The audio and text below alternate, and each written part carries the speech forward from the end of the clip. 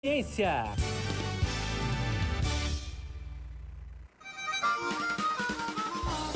ZYJ 232 930 kHz, amplitude modulada. A sua Rádio Cultura de Curitiba. Uma e um. Não tem vinheta.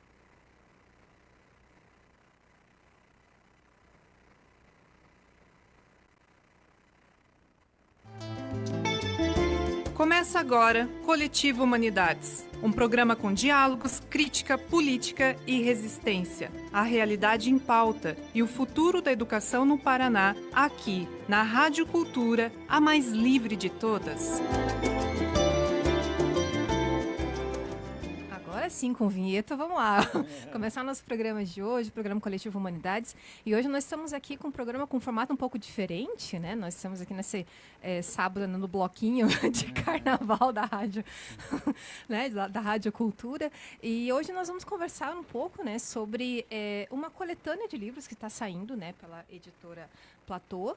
E nós vamos começar com um livro, né, chamado O Fake. E nós estamos aqui com o autor do livro, que não é fake, né? Que está aqui, existe, né? Estamos aqui com o professor Geraldo, também professor do NESEF, né? Que já formou muitas gerações de filósofos e filósofas aí, onde a gente vai, professor Geraldo, todo mundo conhece. E a Bianca, que está aqui também acompanhando, né? Para também conversar sobre, né, essa obra importante, né? De discussão importante, discussão muito atual também, né? Porque nós tivemos muitos, até mesmo fatos políticos relacionados, né, à questão da desinformação, do fake, né, e é algo que infelizmente faz parte, né, do nosso dia a dia, do nosso cotidiano, infelizmente, porque isso tem alterado, né, assim, muitas percepções com relação, né, inclusive, né, a direitos humanos, inclusive com relação à política, com relação, né, à natureza, né, à questão climática.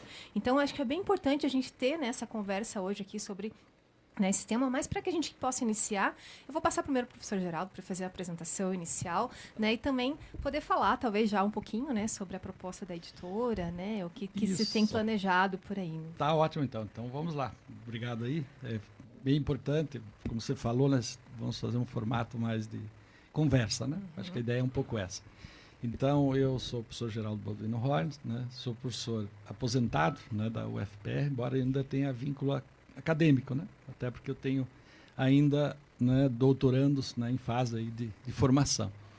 Mas eu queria só ressaltar já nessa arrancada final, finalmente, né, começo de uma proposta, vamos dizer assim, de trabalho que nós víamos já há um bom tempo, né, tentando, né, com a Lidiane, porque a ideia, né, inclusive eu quero mostrar aqui para vocês, a ideia é uma coleção, né, chamada justamente Senso Crítico, e o professor Benito abre essa coleção com esse título, O Fake. Às vezes a pessoa poderia pensar, não, mas é para saber o que é fake, o que não é, enfim, não sei o que, aquele programa lá da Globo, lá que já tem um programa que ensina o fato, fake, enfim, mas não é. Ele é uma análise, né, filosófica, diria também sociológica, em grande medida política, do fake no sentido próprio, né, enquanto conceito, né, e as variáveis que esse conceito de fato tem e como é que o título ele acusa claramente o que é isso. Então, é uma pergunta filosófica. O fake, o que é isso? É uma pergunta filosófica.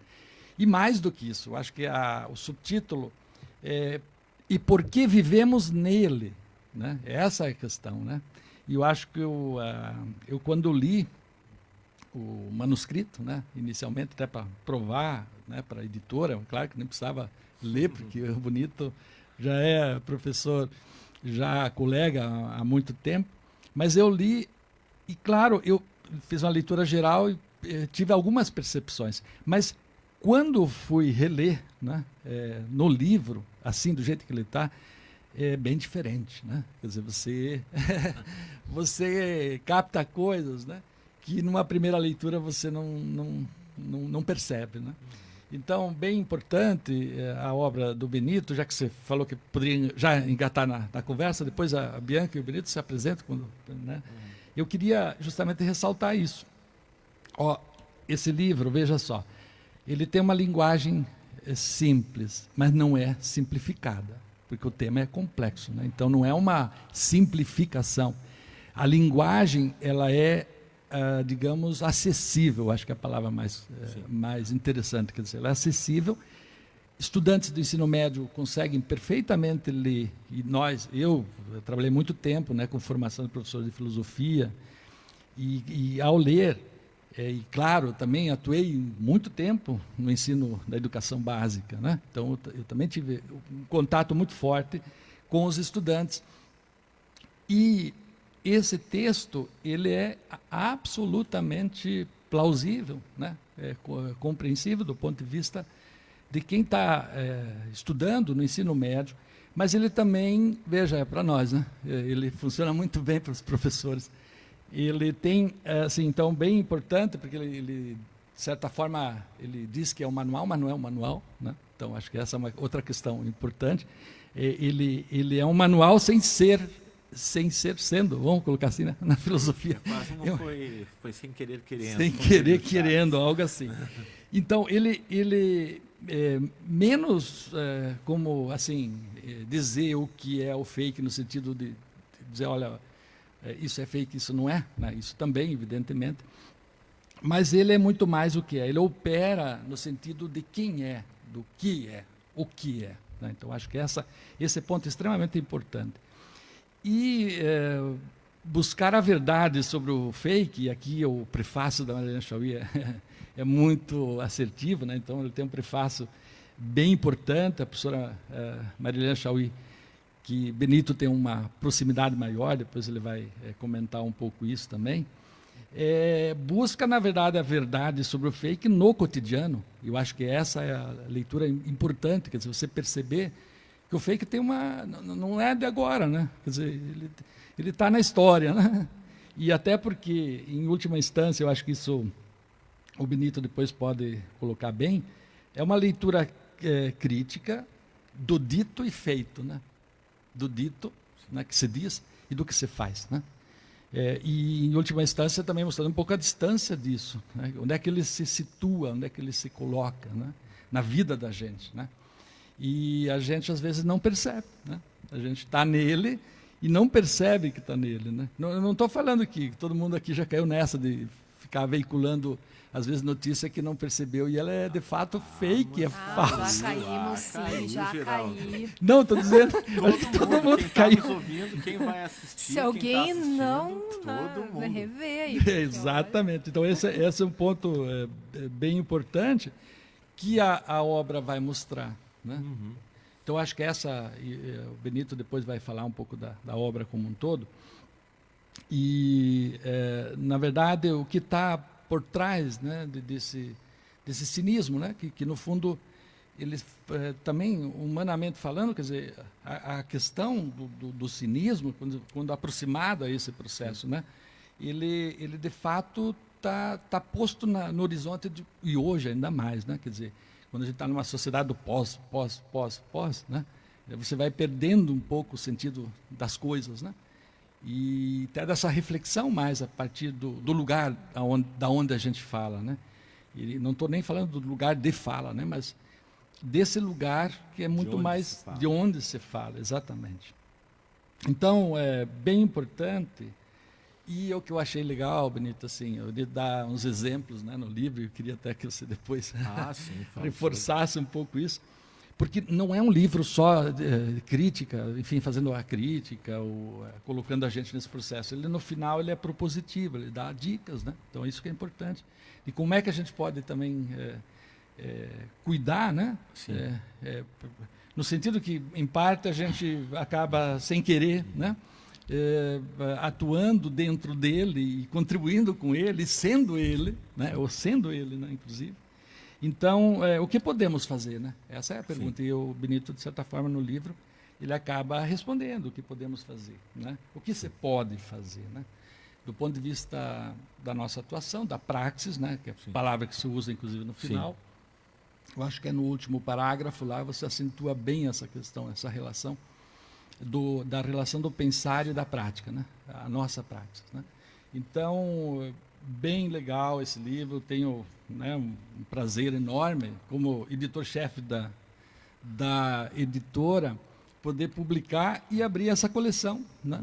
E só dizer que já temos mais gente produzindo dentro da coleção, que o Benito ajuda a coordenar também essa coleção junto à editora. Tá? Então, só essa rápida passagem.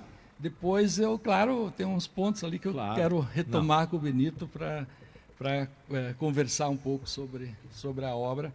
Mas muito feliz em poder estar aqui, né, nesse programa, falando, né, dessa obra, né, que é para o grande público. Estava me faltando a palavra, para o grande público. Né? Não é uma obra claro que a gente pode ir lá num grupo de pesquisa, né? A gente pode estar estudando a obra do Benito, claro, pequeno grupo e tal. Mas a obra, ela serve ao grande público, né? E eu acho que essa é a questão. E fala, esse lugar de onde fala, é o lugar, sim, em parte da academia, sim, do lugar da filosofia, das humanas, enfim, mas de uma maneira que é compreensível, não é um texto que você tem que... Claro, tem que reler, todo texto tem que ler e reler, não existe texto só com uma leitura e pronto, né? Só que não precisa ler, tipo, aqueles textos do Kant lá que você tem que ler 10 vezes, ou do Aristóteles lá, e ainda assim fica muita coisa incompreensível, né? Então é para o grande público, o que é muito importante. Então, quero aproveitar, sim, para dizer, dar satisfação também de poder publicar essa obra e poder também conversar com a Bianca, né, que leu, né, e vai também dar suas impressões, né? Então vai ser bem legal. Tá? Então, você estava falando, professor Geraldo, estava pensando que seria quase que aquele tipo de coisa que é utilidade pública, né? Assim, nossa, porque, né, isso é muito bom. Por necessidade mesmo, né? Porque a gente está talvez num momento assim tão complicado que muitas vezes a gente sabe o que é, né, assim, né, as desinformações, o fake, a gente sabe, mas tem aquela negação, né? Ah, mesmo assim eu vou, né? E acho que é muito isso, né, assim, da gente discutir o que e também os impactos, né, que causam isso na nossa convivência, né, na percepção de mundo, né? Que esse lugar que você está falando é um lugar da nossa convivência e quanto que nós tivemos problemas assim muito reais causados, né, por questões, né, por isso que você diz aqui, né, o fake. Então eu vou passar, né, para você, Benito, para você poder também se apresentar, né, assim, da onde, né, a sua formação, né, como foi como pensar, né, uma obra assim importante, né, como escrever para tentar atingir um público que não seja um público restrito, né, mas um público de uma forma geral, né, que consiga ter uma linguagem, né, que seja uma linguagem acessível, mas como o professor falou também, né, não simplificada, mas que seja compreensível e complexa, né, ao mesmo tempo. É uma tarefa estranha. Deixa eu me apresentar rapidinho para quem está nos vendo agora, e também não vou ficar dizendo, fiz isso, fiz aquilo, porque é perda de tempo, né? Mas eu sou, né, professor de filosofia, tanto no ensino médio, no Instituto Federal, trabalho no campus de Colombo, quanto na pós-graduação da Universidade Federal do Paraná, no departamento de filosofia. E eu, antes disso, já trabalhei muitos anos, e a minha primeira faculdade foi sobre comunicação social. Eu fiz comunicação social, publicidade, e na época, os primeiros anos, eles eram todos em conjunto, publicidade, jornalismo e relações públicas. E isso influenciou, de certa maneira, porque parece que o que a gente vê no mundo hoje é um problema de comunicação. As pessoas, elas ouvem o que querem, acham que estão dizendo o que pensam, mas elas não conseguem nem pensar no que o outro pode estar entendendo disso. Então, a gente está basicamente falando quem fala mais alto, quem grita mais alto, para ver se é compreendido ou não. E isso, de certa maneira, sempre foi uma inquietação para mim, por ter trabalhado tanto tempo nisso, por ter largado a comunicação para começar na filosofia. E eu lembro muito, é uma coisa que eu sempre falo para os meus alunos quando eles perguntam de profissão. Eu trabalhei 15 anos como publicitário. Não era brilhante, mas não era ruim. Fazia bem a minha coisa, não posso dizer que tenha sido mal sucedido. Trabalhei em agência grande e tudo mais, mas eu dou uma aula e se o aluno levar aquilo, qualquer coisa, e lembrar daqui a 20 anos, alguma coisa que eu falei em sala de aula, nem que tenha sido com uma piada meio estranha, Eu já fiz muito mais pela vida desse aluno do que qualquer, ou aluna, do que qualquer campanha publicitária que eu tenha feito que tenha ganho o prêmio. Ou qualquer reportagem, coisa assim.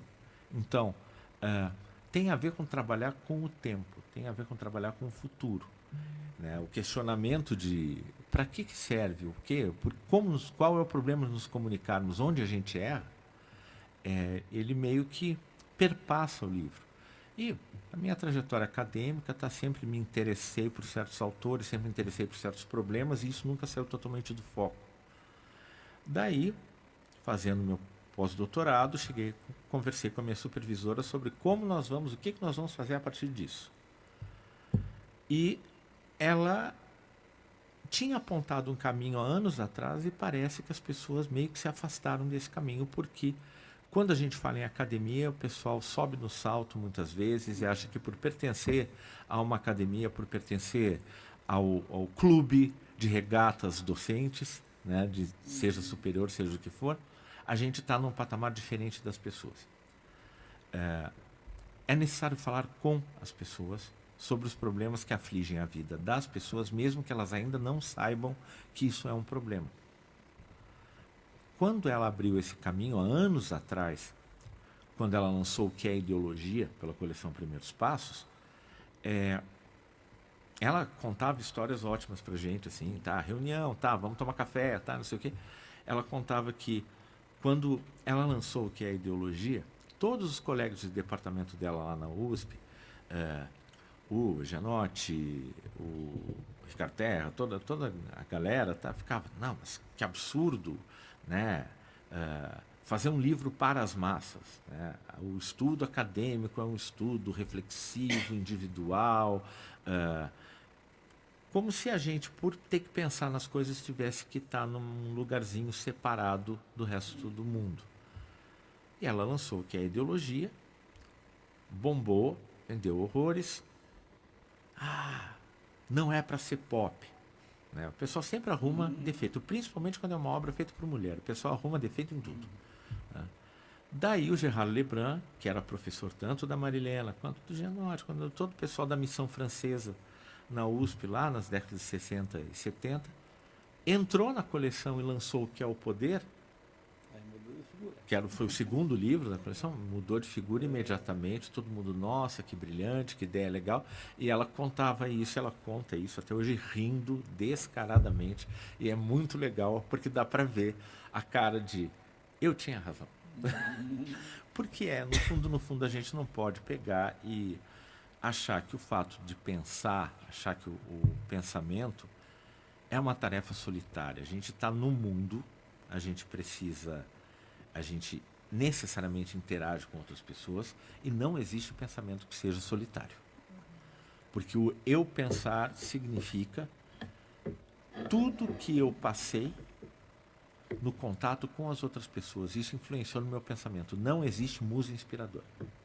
Então, existe real, existe problema, existe coisas que nos movem e existe a necessidade de colocar isso para fora.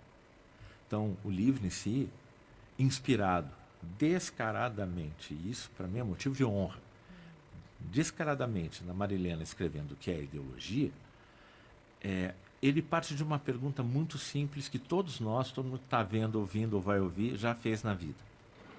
Como é que é possível que aquela pessoa que senta do meu lado na sala, ou que trabalha comigo, que tem curso superior, ou que, em tese, você acha que é uma pessoa que tem um mínimo de discernimento da realidade, caia em uma patetice de dizer que a Terra é plana, que a vacina causa autismo, ou alguma coisa do gênero assim. Vira jacaré. Vira jacaré e tudo mais. Ou seja, como que é possível uma pessoa que, em tese, tem toda a sua cognição em ordem, né? Cognição em ordem é ótimo. Tropeçar nesse tipo de coisa. Daí surge a questão, né? Será que o fake se resume às fake news, ou será que o fake é um modo de vida, um jeito de viver, que as pessoas se abraçam, elas operam nisso, e para elas tudo aquilo tem uma lógica intrínseca, operacional, a pessoa não vê contradições. Por exemplo, no fato de que ela procura na internet aqui, né? Esse equipamento do mal chamado smartphone, ou coisa assim. Ela procura na internet as páginas que dizem que a Terra é plana. A internet só é possível por duas coisas: sistema de cabeamento submarino e satélites geoestacionários. Geoestacionário significa o quê? Eles têm que estar em uma órbita fixa em torno da Terra, que é uma esfera, que é uma bola. E a pessoa usa a própria internet, que só é possível por aquilo que ela quer desmentir, para dizer que a Terra é plana.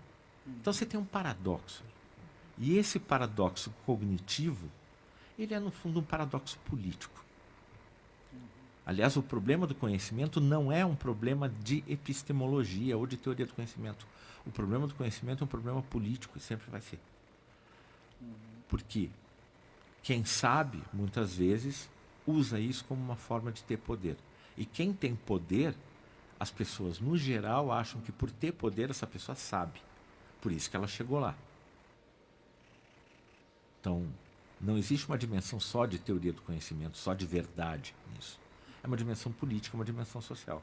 Mas acho que uma das características da questão do fake é essa negação justamente do conhecimento científico, né? Me dá a impressão que você precisa produzir um outro conhecimento que se opõe a isso, né? E então é uma coisa muito mais complexa, né? Porque eu tenho que desconsiderar toda uma teoria de, não sei, 6 séculos, né? Ou mais, em ou alguns mais, casos. para que eu consiga provar e entrar nesse mundo, né? Nesse, como você falou, nesse modo de vida fake, assim. Então você desconsidera o que historicamente se produziu? Sim. E é um processo interessante. E isso é uma das coisas que o livro tenta entender como acontece. O livro, ele é basicamente dividido em cinco grandes eixos, né? 5 capítulos que a gente poderia chamar de eixo. A primeira questão é definir, tá? O que é fake? Você vai no dicionário, fake é falso. Agora, não é só isso. A gente não está falando só de mentira. A gente está falando de um híbrido entre o verdadeiro e o falso, entre o verdadeiro e o mentiroso, que não é nenhuma das duas coisas. Você pega uma notícia falsa por aí, você pega uma crença dessas super estabelecidas, que a pessoa quer contrariar 600 anos de estudo em alguma coisa, pela opinião dela, e ela organiza, isso é organizado, e tem elementos verdadeiros. Mas tem elementos que não são verdadeiros. Ou melhor, tem elementos cuja interpretação, apesar da gente partir de uma informação verdadeira, a interpretação é distorcida. Então o fake ele não é nem verdade nem mentira. Muito pelo contrário. Ele é as duas coisas, nenhuma ao mesmo tempo. Então, toda a primeira parte do livro é um debate sobre como eu consigo definir a verdade. E mais do que isso, será que é possível definir uma verdade? Então, esse é um grande tema da filosofia, exatamente, né? Sobre a verdade. Sim. Então, a partir de uma certa análise, eu abraço, de certa maneira, a visão da teoria crítica, da filosofia brasileira a respeito disso. Existe o factual, existe o real, ou seja, o concreto, só que o real não corresponde à realidade. Porque a realidade tem sempre um pouquinho da tua visão sobre o mesmo fato. A gente está acostumado a achar que real e realidade é a mesma coisa. Talvez a melhor separação seria factual e realidade. Porque o fato, o objeto, a existência, por mais que um objeto seja sempre fruto de um processo histórico, ele existe fisicamente. Isso é a ontologia dele. E aí você tem a realidade, que é como a gente enxerga esse objeto. Como a gente vê isso. Então, essa mistura entre o que é e o que eu vejo, ela sempre vai deixar um resíduo. E aí entra a discussão de como é possível afirmar ou ter uma verdade sobre as coisas. Isso é a primeira fase. O primeiro trecho do livro é isso, esse debate sobre verdade, informação, conhecimento, real, realidade, como essas coisas se misturam e não são exatamente aquilo que a gente, no senso comum, atribui e acha que já tem resolvido, já tem uma resposta. Verdade é o que corresponde ao fato. Verdade, o contrário da verdade é a mentira. Não. O contrário da verdade, logicamente, é a falsidade. Porque, por exemplo, por que a mentira não é o contrário da verdade? Eu gosto de contar um caso que aconteceu, eu não citei isso no livro, mas eu gosto de contar esse caso que aconteceu, porque isso aconteceu comigo quando eu tinha 6 anos de idade, 7 anos de idade, coisa assim. Meu padrinho, aquela pessoa muito gente boa, adorava meu padrinho, ele adorava contar causos, porque metade da minha família é do Rio Grande do Sul. Então, causos de gaúcho. Ele contando as histórias mais estapafúrdias, do tipo, o gaúcho perdeu o relógio e caiu o relógio perto da toca da cobra, a cobra saía de manhã e dava corda para um lado, quando ela voltava dava corda para o outro, e todo mundo rindo, obviamente, da cara do tio Egon, quer dizer, na verdade, rindo da piada dele, e eu, molequinho, 6 anos de idade, furioso, brigando com a família inteira, porque se o meu padrinho falou que é verdade, é verdade. A autoridade do seu padrinho. Mais do que construir. autoridade, o sentimento. Porque o que define, no fundo, algo como verdadeiro para a pessoa, para além dos fatos, é o sentimento. É algo que, hoje em dia, pesquisando, eu chamo de índice emocional de verdade. Eu briguei com a família inteira, um molequinho brigando, batendo boca, tomando bronca de mãe, de tia, de tudo mais, porque meu padrinho não mente. Não é só a figura de autoridade dele por ser meu padrinho. É o sentimento que eu tenho carregado que vai dizer, eu confio nele, ele não pode mentir para mim. Você me fez lembrar uma coisa que aconteceu na escola, que assim, a gente tem lá as avaliações, a turma faz a avaliação do professor, né? O melhor elogio que eu recebi na minha vida, em 17 anos de profissão, foi assim, perguntaram, a professora Edmara consegue convencer a gente sobre qualquer coisa. Eu falei, gente, eu não sabia que eu tinha esse poder. Mas, e pensando nisso, né? Porque, assim, a gente pensar da onde vem, da onde brota, né? Esses fakes, a gente pode associar determinadas figuras em que parece que representam, sei lá, que personalizam determinadas, sei lá, barbaridades, assim, principalmente com relação, por exemplo, vai falar sobre a questão da Terra plana, quem são as pessoas? Então, se é aquela pessoa, parece que tem uma legitimidade maior, né, e se constrói, eu não sei se você fala sobre isso no livro, mas parece que uma personificação, né, de fakes, né? E tem uma coisa interessantíssima, que é o seguinte, não é só a personificação da figura de autoridade ou das pessoas horríveis, né, em alguns casos, porque tem coisas absurdas que são feitas nisso, mas especificamente pensando na Terra plana, teve uma reportagem, acho que da BBC, há um tempo atrás, não lembro se o BBC ou o Deutsche Welle, que eles entraram em grupos de pessoas discutindo sobre Terra plana e eles perceberam o seguinte, o assunto Terra plana era a coisa menos importante no fim das contas. Porque o que acontecia é que aquelas pessoas que se sentiam outsiders, se sentiam fora da caixa, elas tinham encontrado acolhimento ali. Então, isso é o índice emocional da verdade. Menos importante do que a veracidade do fato é o fato de que a pessoa se sentiu acolhida. E aí ela vai defender, porque ela está defendendo não só a ideia de que a Terra é plana, ela está defendendo a sua própria individualidade. Vocês já repararam que quando a gente mostra um estudo, uma coisa assim, sei lá, está aqui um paper, está aqui um artigo, está aqui um estudo, por exemplo, na questão das vacinas, depois que passa aquele primeiro rechaço, que a outra pessoa vai dizer, mas isso é opinião dos cientistas, e você diz, não é opinião, tem estudo, tem isso, aquilo, ela passa a interpretar o ataque ao fato de que, a fake news de que a vacina faz mal, passa a interpretar como um ataque pessoal a ela. Está aí a chave. Então, o primeiro capítulo trata da questão da verdade, porque o segundo e o terceiro vão tratar da seguinte questão. Afinal de contas, quem é fake? E todos nós somos. Porque em algum momento, todos e todas nós colocamos a nossa realidade, a nossa visão sobre o mundo em pé de igualdade com o factual. Porque essa visão é formada por razão, por afetos, por estímulos, e isso faz com que a gente viva dentro de uma caixinha. Só que como a gente é meio autorreferente demais, a gente acha que essa caixinha, porque é verdadeiro para a gente, é verdadeiro para todo mundo. E a gente estranha quando não é verdadeiro para todo mundo. Exatamente. Daí a gente chega no que o terceiro capítulo principalmente vai falar, sobre a formação dessa personalidade que aceita o fake tão facilmente. E essa personalidade, ela não está circunscrita um campo político específico. Tudo bem, a gente sabe que aquela galera que reza para pneu e tudo mais, né, o que faz código Morse para chamar alienígena, por mais que seja engraçado, isso mostra claramente que para aquelas pessoas aquilo tem sentido.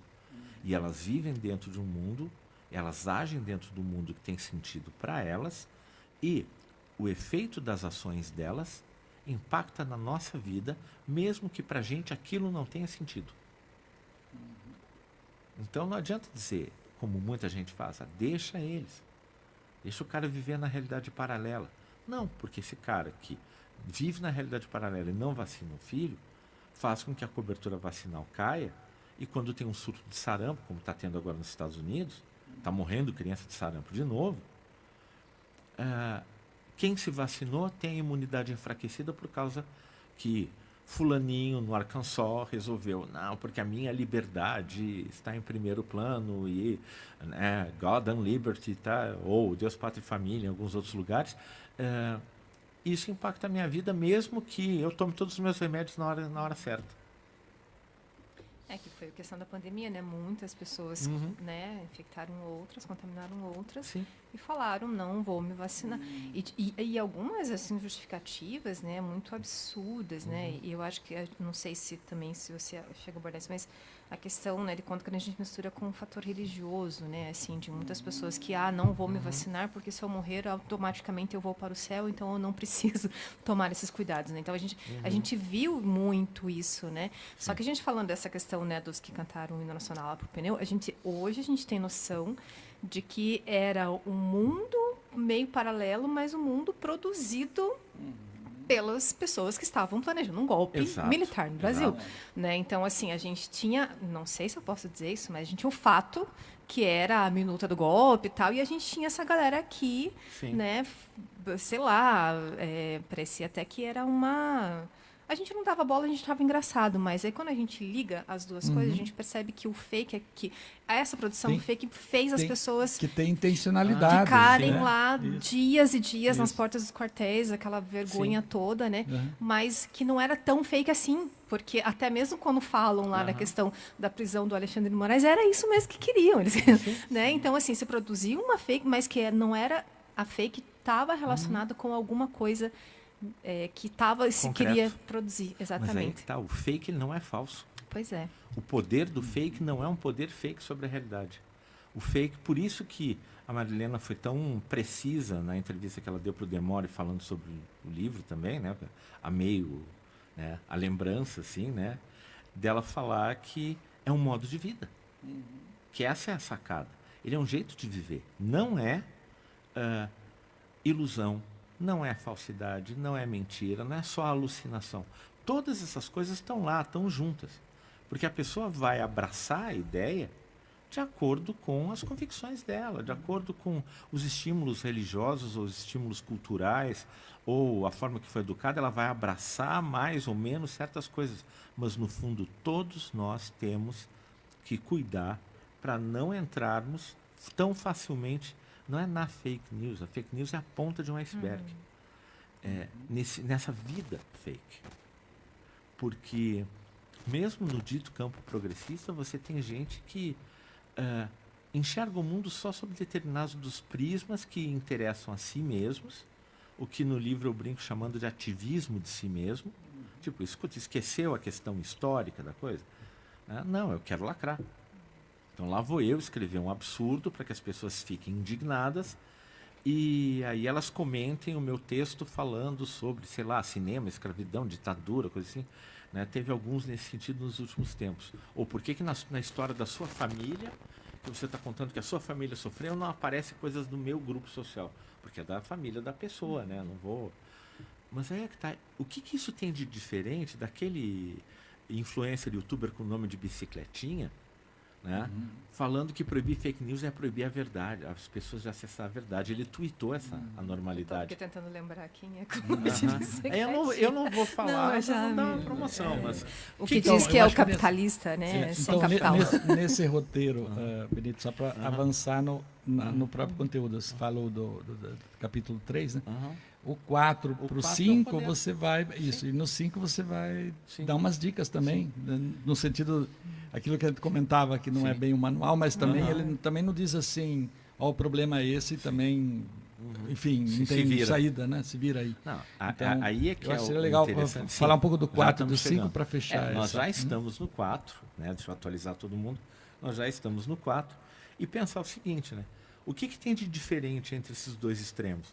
Entre alguém que, só voltando, fechando essa ideia, uma pessoa que tuita ou que escreve ou que põe um texto num site, pode até ser um site progressista, marcando seu ponto de vista como se a ela pertencesse toda a verdade, porque ela pertence a uma categoria de classe, de etnia, de gênero, disso, daquilo, e ela desconsidera todas as outras, o que isso difere do monarca? Opa. Né? Mas o que difere do Calói? Nada.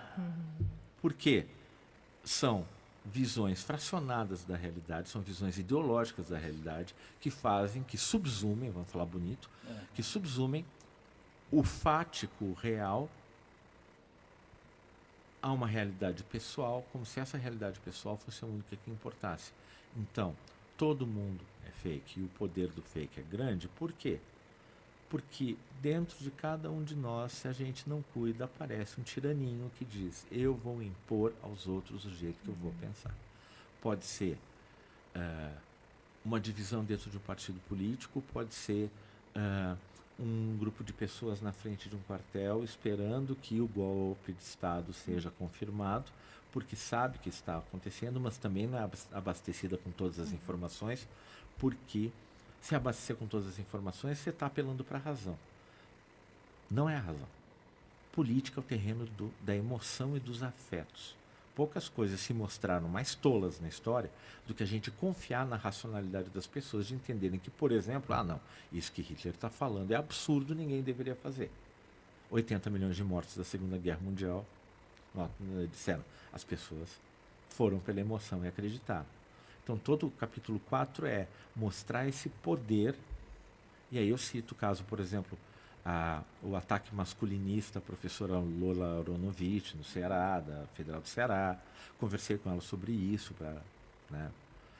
Ela foi super acolhedora, explicou um monte de coisas, né, para entender o que aconteceu, como eles falsificaram perfis, como eles criaram notícias. Aí você tem o deepfake também, que está na moda hoje em dia, né? A gente vai lá, entrega os dados para IA à vontade, daqui a pouco alguém está fazendo um IA nosso numa situação que a gente não quer. Então, o quadro é grave? É. Capítulo 5 vem com a questão, tem saída? Não. E não por quê?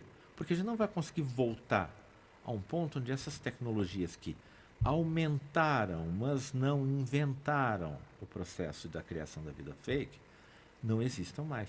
Ninguém vai para a Floresta Negra, ninguém vai para a Mata Atlântica, ninguém vai abdicar do controle remoto do ar-condicionado e vamos voltar a uma vida sem essas coisas. Não, isso existe e está aí para ficar. Se está aí para ficar, a gente tem que criar estratégias. O capítulo 5 é isso, é a busca de estratégias de abordagem. Nenhuma delas é definitiva, cada caso é um caso, a gente tem que ter o estômago para poder, em cada situação que a gente se deparar com esse tipo de conflito de realidades, porque não é só conflito de notícias, é um conflito de realidades, entender o que a gente pode fazer naquela situação. Não adianta a gente querer converter ou trazer para a luz, iluminista, seja o que for, blá, blá, né? Uma pessoa que está louca de droga, das dorgas, está louca de doce. Né? A pessoa vai ficar lá no terraplanismo dela. Agora, as outras pessoas que estão próximas, será que não dá para conversar com elas? Cada caso vai ser um caso. É voltar à ideia de um pensar que se materialize na conversa e no diálogo, na vida prática das pessoas. Nossa, tem uma que eu cito, que é, nossa, as pessoas estavam escandalizadas porque tinha um boato que se o Lula ganhasse, a Erika Hilton ia ser ministra do governo. E a Erika Hilton, travestita, não sei o quê. Pergunta, o que isso interfere na sua vida? Que sonho. É, né? Mas o que isso interfere na sua vida? Isso vale também para a gente fazer a questão. Nossa, que sonho. Legal, concordo. Seria ótimo. Seria uma sinalização. Mas a gente sabe o porquê. A gente sabe que isso significa... O pânico moral que isso geraria, né? Numa sim. sociedade tão... não vou nem dizer conservadora, mas é um... Não sei. Me falta... Teopolítica. Adjetivo. É uma sociedade assim. teopolítica. Conturbada. Bastante. O que isso interfere na vida da pessoa? A gente sabe o que interferiria, mas também não seria a salvação da lavoura. Não adianta você ter, sei lá, Érica Hilton no Ministério da Igualdade, alguma coisa assim, tendo que negociar com o Centrão, porque o pessoal não fez a lição de casa de botar uma bancada grande o suficiente. Então também a gente não pode pôr esperança demais nesses sinais. Sim.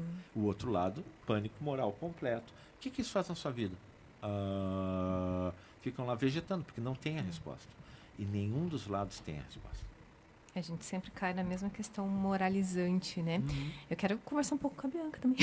Sim, Né, senão eu queria- acaba me empolgando. Então, Bianca, eu queria também que você se apresentasse um pouco, e daí você conseguiu, né, ter essa leitura da obra e tal, que você pudesse também dar, assim, né, um feedback para o nosso autor que está aqui. Mas poder, assim, ter a sua percepção enquanto leitora, né, e o quanto que isso fez você ter determinadas, talvez, percepções que até então você não tinha pensado sobre, ou como que isso, né, te ajudou a pensar sobre essa questão que, assim, a gente, né, tanto, né, e eu estava falando, eu estava pensando muito na questão do processo, da importância do processo educativo, né, Sim. de trabalharmos isso, né, nas nossas aulas e de, se pelo menos a geração, né, dos mais, né, que tem mais experiência de vida está meio perdida, mas pelo menos a gente poder conversar com os adolescentes e jovens, né, também das consequências, né, e também da necessidade de ter sempre o esclarecimento, né, das questões. Então, eu queria que você pudesse falar um pouco sobre o que você, né, da tua percepção do livro. Boa tarde a todos e a todas. Meu nome é Bianca Orlandini, sou formada em Filosofia pela Universidade Estadual do Norte do Paraná, UEMP, e recentemente eu tenho frequentado algumas aulas eletivas do programa de pós-graduação da UFPR, o programa de pós-graduação em Filosofia também. Primeiramente, é uma grata obra, a obra do Benito, né, o que é o fake e o que é isso, porque nos coloca para refletir e ter um senso crítico próprio sobre as nossas ações em determinados estímulos, né? Em determinados estímulos que a internet e a sociedade vem trazendo para a gente. Em várias passagens durante esses 5 capítulos eu pude me encontrar um pouquinho, sabe? Mesmo não sendo tão extremista assim, a gente acaba caindo em algumas valas que a internet coloca, né? Algumas iscas. E isso é bastante importante para a gente entender qual que é esse processo, né? E, enquanto professora de filosofia, essa obra é importante porque essa geração que está em constante contato com a internet poderia ler, né, entender os mecanismos de poder que estão por trás da vida fake, né? E uma pergunta que eu gostaria de fazer para o Benito é se a gente poderia colocar, diante desse assunto, se a vida fake interessa para alguém ou algum grupo. O que você responderia sobre isso? Sim, interessa. Eu acho a questão que você colocou é bem interessante quando você comentava antes, porque há um grau de intencionalidade. Sim, sim. Né? Então a gente não pode retirar isso. Quer dizer, não é uma situação racional no sentido de uma racionalidade aplicada, mas existe uma intencionalidade. Sim. Eu acho que bem importante. Não, E o bom. livro, bem isso. Eu acho essa pergunta que você fez, ela é extremamente importante, até para a meninada, né, poder acompanhar quando você falou, porque veja, os estudantes, né, do ensino médio, mania de falar meninada, eu também tenho um, né? Mas assim, é importante porque essa coisa, e aí retomar, eu acho que a tua pergunta é chave nesse sentido, retomar por que nós vivemos nele, né? Sim. Essa coisa da gente, né? E eu acho que criar o debate sobre o fake, quando se coloca nesse sentido, independentemente das, digamos, vertentes ideológicas ou das condições, vamos dizer, do discurso calcado numa perspectiva ou outra, quando você coloca isso universalmente para cada um, né? Sim. Todos nós, de alguma forma, temos uma relação com isso, né? Aí você também consegue abrir para o debate, né? E entender melhor, né? E pegar um pouco também o sentido disso a partir do próprio estudante, né? Sim, sim. Porque ele pensa, Então, né? eu bem diria, importante. respondendo as duas questões, sim, tem uma intencionalidade, e essa intencionalidade ela tem a ver com a manipulação das emoções. A pergunta que, por exemplo, nossa, agora eu vou dar total a minha idade, né? Mas quando eu assisti pela primeira vez Todos os Homens do Presidente, eu não fui a única pessoa a ter essa questão, minha companheira também pensou algo muito parecido. Quando eu assisti Todos os Homens do Presidente, sobre o escândalo Watergate, uma pergunta, o Deep Throat, que era o informante, sempre dizia, siga o dinheiro, siga o dinheiro. A gente adapta essa pergunta para, recebeu a notícia? Quem se beneficia com isso? Quem se beneficia com isso? Quem está tendo a vantagem? Há uma intencionalidade clara, de qualquer lado, de qualquer. A pessoa que transmite uma informação, ela não está transmitindo só um fato, ela está transmitindo uma visão de mundo. Se a gente pensa no processo que acontece hoje no Brasil, é muito claro, são muito claros os grupos políticos que se beneficiam com pânico moral, com desinformação, mas não é exclusivo da parte deles. Mesmo quando, sei lá, me desculpem a comparação absolutamente esdrúxula, mas que faz todo sentido, porque não... Uma notícia falsa, uma informação falsa, uma vida falsa, né, indo para além da comunicação, ela não se cria, o poder disso não se criaria se não existisse vontade nas pessoas, em uma parte das pessoas, em acreditar naquilo, porque aquilo responde facilmente às suas questões. Cria uma relação meio que de identificação entre aquilo que eu ouço e aquilo que eu gostaria que fosse verdade. Sim. E que de certa forma organiza a vida. e que conversa também com determinados valores individuais, né? Eu acho que, principalmente, eu acho que a gente até, talvez, há uns anos atrás, acho que a gente tinha meio um pouco de vergonha de se assumir enquanto racista, por exemplo, né? Sim, e eu acho que não, né? A gente tá eu pensava assim, né? Como a questão, né? Da luta por direitos, principalmente, né? Os direitos civis. O quanto que isso voltou, não que voltou contra a gente, mas como abriu margem justamente para dizer que... Porque eu já tive um aluno em que falou para mim, eu tenho o direito de ser racista porque é a minha liberdade, né, de expressão. Né? Então, você vê que esse discurso, ele quer dizer, então eu não posso... Né, e isso é talvez a discussão hoje norte-americana também gira em torno disso, né? Assim, se proíbe determinadas, né, mídias, mas se permite que, né, que você... use determinados termos para falar de minorias, enfim. Mas eu acho que tem conversado muito, né, com essa... E é quase uma... Tem uma redação no livro exatamente, que aborda exatamente essa questão que você falou não é só da questão da luta por direitos, ou da luta progressista por direitos, ou o que acontece, sei lá, com um aluno como o seu, ou com o pai de um aluno, ou com a mãe do aluno, é uma situação muito estranha, que é a incrível capacidade que uma pessoa que está numa situação de opressão tem de se identificar com o seu opressor e, na verdade, se contar 3 vezes enquanto pessoa. O Gilles Deleuze fala que o conceito de maioria é um conceito falso porque a pessoa se conta 2 vezes. Por exemplo, homem branco hétero cis. Ele se conta 2 vezes. Ele se conta como modelo de sujeito, porque o modelo de sujeito ocidental é esse, e ele se conta como indivíduo, porque ele é fulano, ele é João, um homem branco hétero cis que conta 2 vezes. Por isso que e isso está tão presente sociologicamente que a gente pensa em minorias não pela questão numérica. Sim. É a questão de minoria de direitos, minoria social. Da representação social, do quanto que se tem de participação na sociedade. Né? Então, o conceito de maioria é um conceito falso é um conceito fake por causa disso. Não existe uma maioria. Ela existe não existe uma maioria concreta, ela existe do ponto de vista da relação social. Agora, esse aluno que falou isso, ele se conta mais uma vez. Ele se conta como perseguido.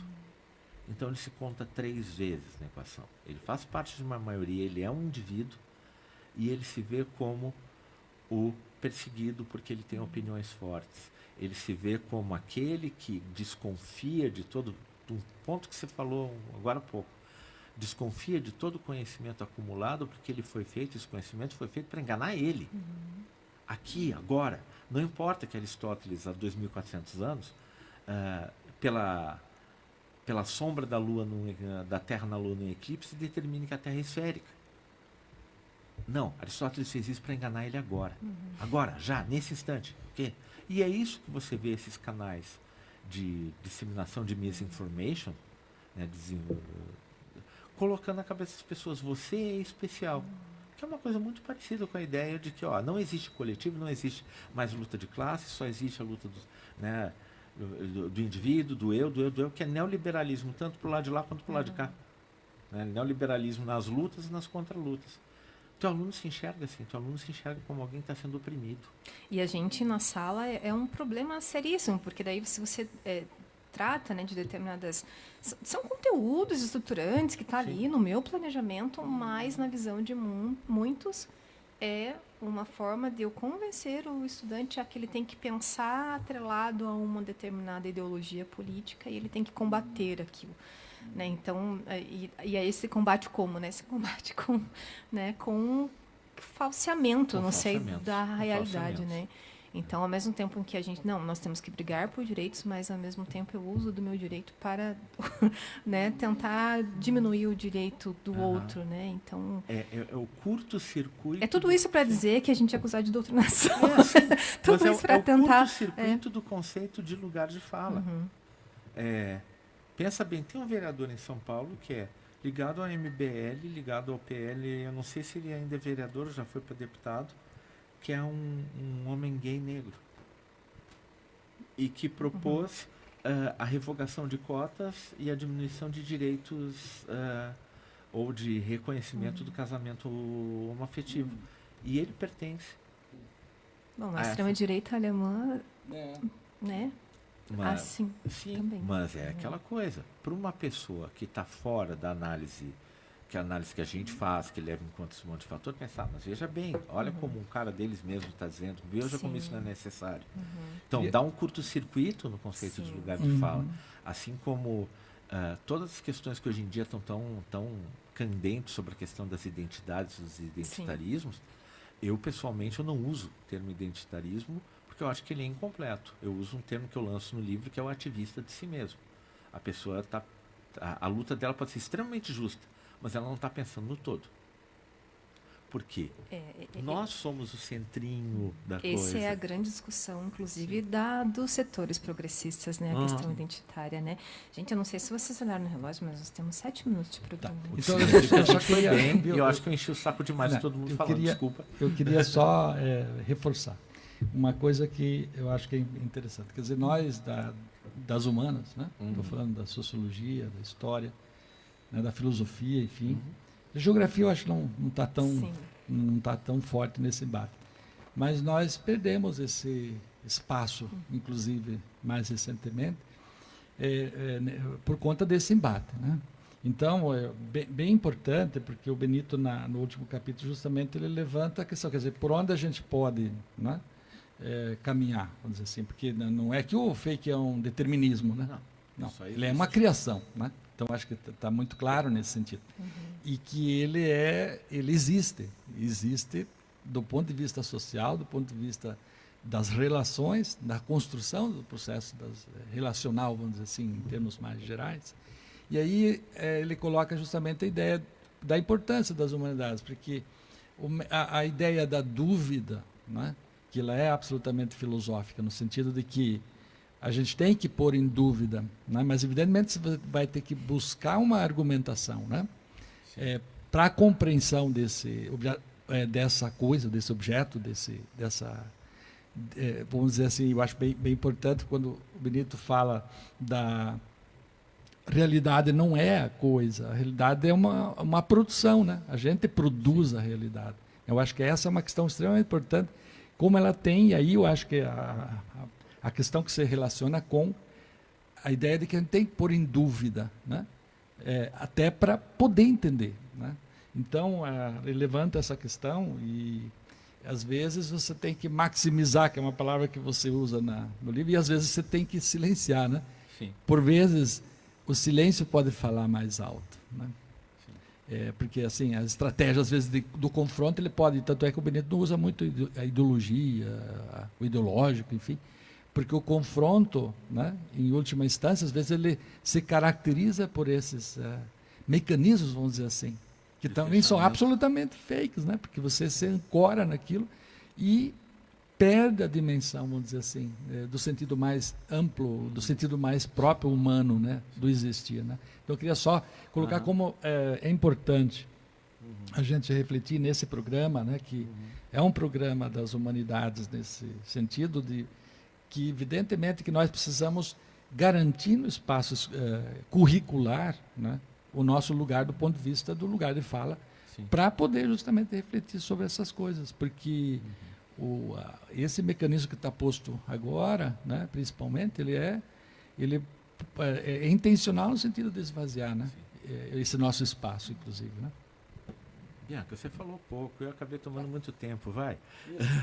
Então, acho que nós temos agora, né, assim, o nosso horário até as 2, a gente tem, acho que agora talvez o momento das considerações finais, Sim, né, a sim. gente tem talvez 1 minuto e meio, assim, sendo bem específica, né, para cada um, para a gente poder finalizar, e, né, já adiantando também, né, de outras possibilidades, né, de programas, né, professor, que, né, de mais, né, durante o ano, né. Meu 1 minuto e meio eu sinto para Bianca.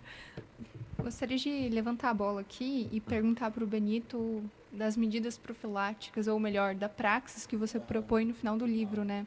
Seria importante a gente falar sobre isso também, até porque tem várias situações, vários exemplos que você traz aqui, que você puxa a empatia com aqueles que estão à nossa volta, né? Como que a gente consegue lidar com essas pessoas que geralmente acreditam, né? Coloca ali um viés de confirmação nas lacunas das notícias ou da confiança do argumento de autoridade também, que o Benito traz bastante para a gente. Então, gostaria que você falasse sobre isso, né? Sobre essa praxis, para a gente conseguir lidar com essa vida fake que todos nós estamos inseridos. E aí, então... Dado, nossa senhora, vai lá, resposta rápida. Eu faço, então, a minha consideração final, a minha despedida, pensando a seguinte coisa.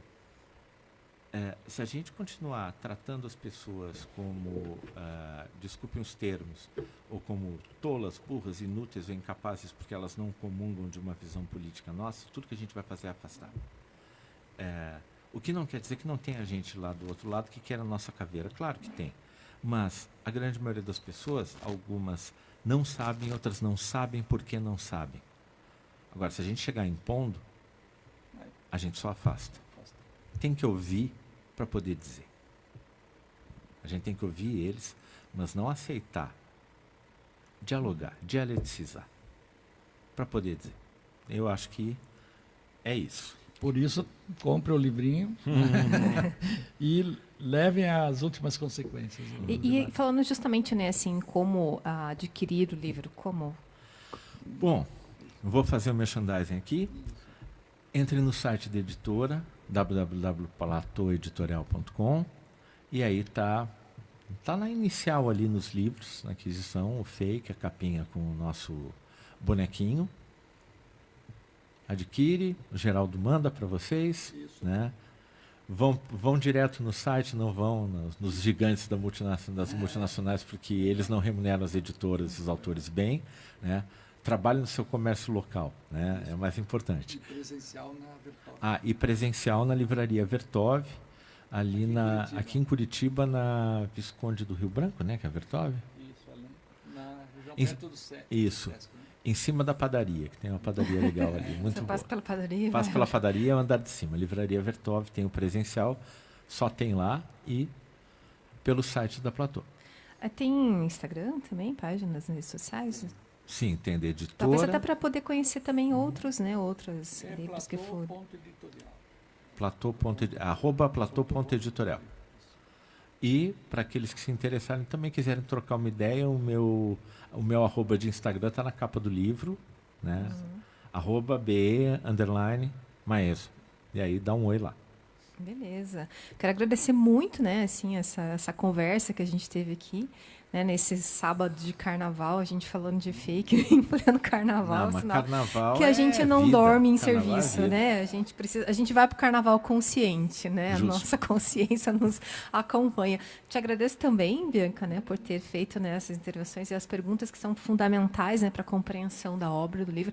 Agradeço ao professor Geraldo, né, por ter insistido, né, assim, a gente ter esse espaço, finalmente conseguimos, mas foi muito bom, né, a gente poder ter esse diálogo e a gente levar isso também, né? Eu sei que, né, muitos dos nossos colegas professoras estão acompanhando e eu tenho certeza que vai chegar o momento na sala de aula que a gente vai ter que debater o assunto e pelo menos a gente está munido aqui de informações, né? Ter um respaldo teórico aqui importante, né? Para nos acompanhar. Obrigada também, Benito, que Eu que venham agradeço. outras obras, né? Que venham. venham outros prefácios da Marilena Chauí, meu Deus! Eu falei, meu Deus, que bom, né? Então agradeço a vocês, né? E a gente aguarda, né, outros programas, né? Talvez para abril abril, maio, junho, a gente, né, vai pensando aí. Zé, obrigada por hoje, né, por estar aí na coordenação da mesa. E na semana que vem voltamos, né, novamente com o nosso programa Coletivo Humanidades. Beleza, muito obrigado, gente. Obrigada, gente. Boa tarde. Este foi o programa Coletivo Humanidades, por uma escola crítica e criativa. Para ouvir este e outros programas, acesse www.cultura930.com.br/Coletivo Humanidades. Nas redes sociais, @Coletivo Humanidades. Vem saber dessa novidade. O Ministério da Cultura e a Associação Nariz Solidário apresentam o projeto Nariz Itinerante. Desde março, o projeto leva alegria e palhaçaria de forma gratuita para mais de 20 mil pessoas